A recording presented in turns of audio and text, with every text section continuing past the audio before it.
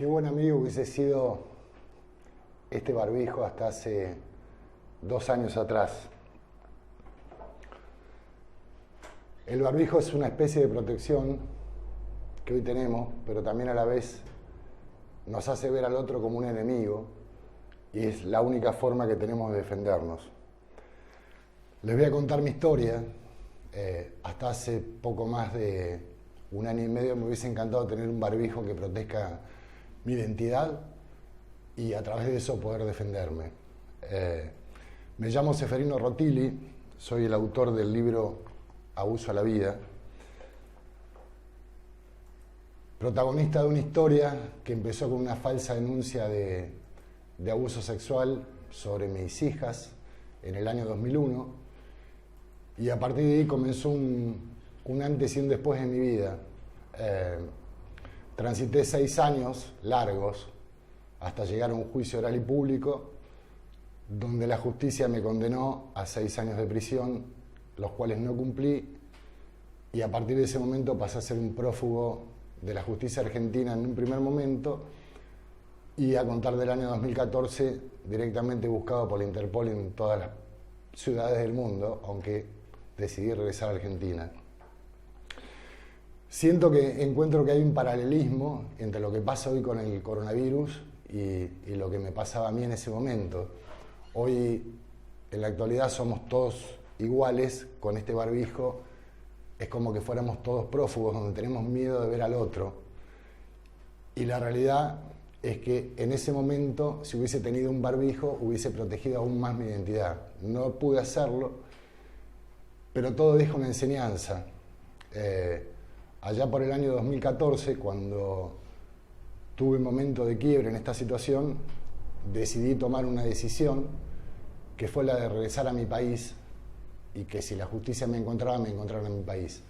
En ese momento estaba en Chile, deambulando por una ciudad grande como Santiago, viviendo en distintos lugares, noches sin dormir, escondido en baúles de autos, saliendo con una peluca, hasta que un día tenía que optar si elegía esa vida hasta que me agarraran o tomaba valentía y cruzaba la montaña escondido. Y eso fue lo que hice, crucé la montaña escondido en un camión, y cuando llegué a Argentina sentí como una liberación, valga la redundancia, aunque no era ninguna liberación. Seguía siendo un prófugo más buscado que nunca, porque ya estaba la Interpol, y por esas cosas de la vida logré llegar a esta cabaña en Mallén Hogado, un poquito antes del Bolsón, y a partir de ese momento decidí sanar un poco mi vida a través del relato de Abuso a la vida. Abuso a la vida marca un antes y un después en mi vida, porque a partir del momento que me encontré solo en la naturaleza, sin celular, sin internet, sin nadie con quien hablar, pude volcar todo ese dolor que había acumulado durante tantos años y volcarlo en una escritura. Escribir Abuso a la vida fue una experiencia maravillosa que me permitió sanar mi alma, pero a la vez que escribía también iba con un deseo permanente de saber que esto algún día iba a terminar y que ese dolor tan grande que llevaba encima lo iba a poder sanar reencontrándome con mis hijos. Tengo 3 hijos, soy papá de Matías, de Mariana y de María Paz. Estuve impedido de ver a mis 2 hijas menores por 17 años. No les puedo explicar lo que significa estar tan lejos de un hijo durante tanto tiempo, lo que significa el dolor, lo que significa el no dormir una noche pensando cómo crecen. Pero la vida me puso esta prueba, como las pruebas que nos ponen, y aprendí a superarlas. Yo creo que esta situación actual que nos toca vivir es algo que rompió nuestra vida y que nos dejó en una especie de intemperie, donde la incertidumbre es lo que nos rige hoy con el coronavirus. coarta todo lo que tenga que ver con nuestra salud y la amenaza es absolutamente incierta. Como no sabemos lo que va a ocurrir, estamos totalmente despojados ante esta situación. Nos cuesta aceptar lo incierto y esto nos deja sin proyección. En el caso de una falsa denuncia, yo me pregunté quién permitió que irrumpa en mi vida. Quizá todos somos culpables en algún momento. No advertimos lo que nos pasa porque siempre creemos que lo que va a pasar le va a pasar al otro. Y la realidad es que nos puede pasar a cualquiera. Abuso a la vida cuenta una historia muy triste, pero con un final feliz. Creo que todos en la vida tenemos pruebas y lo primero que tenemos que hacer ante esas pruebas es aceptar lo que nos toca vivir. En mi caso fue vivir prófugo. Prófugo es una palabra que parece normal, que parece muy escuchada, pero quizá una persona que comete un delito está acostumbrado a vivir bajo ese mecanismo. Cuando uno es inocente, es muy difícil poder asumir lo que nos pasa. Y hoy creo que lo que nos toca, haciendo un paralelismo con lo que está pasando, es vivir este día a día y hacernos cargo de lo que pasa hoy. Un poco de eso hice en ese tiempo que estuve en esa cabaña tan linda, que ahora la veo hermosa, pero en el momento que llegué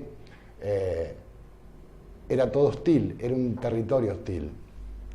Cuando llegué a Mallén Ahogado, para llegar a este lugar, que era mi lugar en el mundo, mi nuevo lugar en el mundo, había que descender la montaña 40 minutos, y la primera noche que estuve ahí, sin señal, sin poder comunicarme con nadie, lo único que hice fue llorar, no dormir, y dije, ¿por qué me toca esto? Hasta que aprendí a aceptar lo que me estaba pasando. Un día muy enojado, estaba al lado del río, hacía 3-4 días que estaba, y decidí prender fuego porque había leña por todos lados. Y lo primero que hice, agarré un gran tronco y le pegué muy fuerte a un árbol. El tronco se partió y una de las astillas se me clavó en una vena de la pierna. La realidad es que me desesperé, se me hinchó la pierna y ahí no había nadie que me iba a rescatar. Lo primero que hice fue tratar de hacer un torniquete para que me ayude a sanar esa herida y meter mi pierna en el río helado. Y mientras hice eso empecé a pensar de que yo no podía ir ahí a poner mis reglas a la naturaleza, sino que era quien me tenía que adaptar. Para mí fue un antes y un después en esos 3-4 días que estaba, y a partir de ese momento empecé a querer el lugar, como lo que hay que hacer en el día a día con nuestra vida, querer a nuestros seres queridos, porque a todos nos puede pasar algo. A mí me tocó esto en mi vida y aprendí mucho de eso. A veces hay muchas madres, padres que preguntan cómo se sobrelleva esto, y la única manera de poder sobrellevarlo es aceptar lo que nos pasa. Si aceptamos lo que nos pasa, podemos mirar para adelante, pero siempre haciéndonos cargo del día a día. No podemos proyectar lo incierto, no lo vamos a poder proyectar. O sea, hoy estamos en una situación de incertidumbre, donde no sabemos qué va a pasar mañana, si tenemos un familiar, un amigo o alguien que nos falte por esta pandemia. A mí en estos años, 12 años prófugo, me tocó perder gente que quería con todo mi corazón, entre ellos mi madre. Yo no me pude despedir de mi madre. De mi madre me despedí por una videollamada. Pero aprendí a aceptar lo que nos pasa, y a partir del momento de poder aceptar lo que nos pasa, uno crece como persona.